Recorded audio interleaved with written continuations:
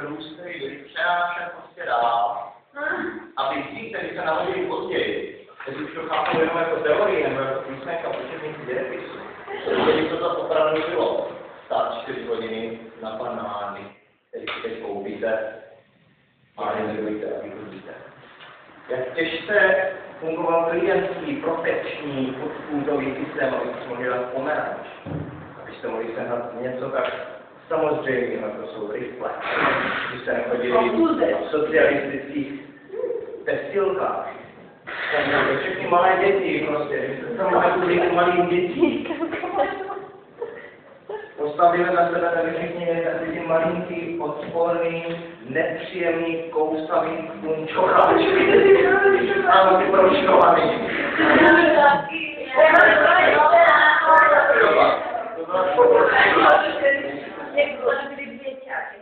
No.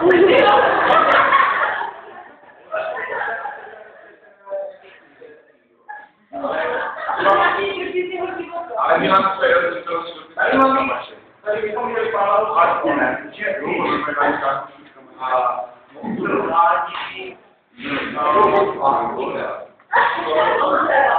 na 6 let se mu nevyšla celá sbírka.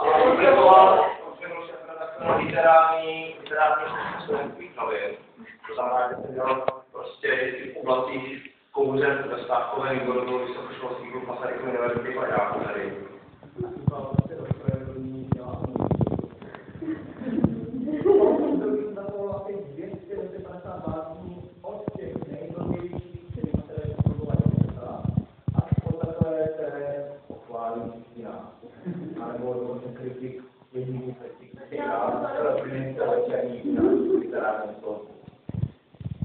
A tak jsem dostal to na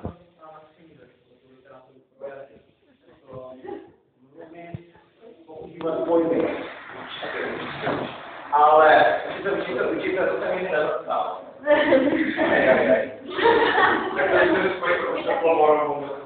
Daleko lepší, než se učit, jako by učit se.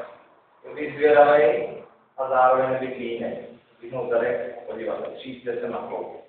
Od blbostí typu, když nevíte slovíčko, prostě který vám vypadlo, tak si vyhnout zadek a vzít si slovník. Uděláte dvakrát, tak se budete pamatovat na věky. Až po věci, že si dáte knížku a dozvíte si něco o něčem, co vás zajímá. Teď na tím nemáme srdce. Tady jsou byly takové drobné zprávy, zelenský a tady jsou zprávy. Jenom malý zelenský na lidé, kteří mají šlápku, můžete diskutovat. Tak se poskladají to, že najednou máte přehled o tom, musíte myslet si to. No a to trvá do celý. No.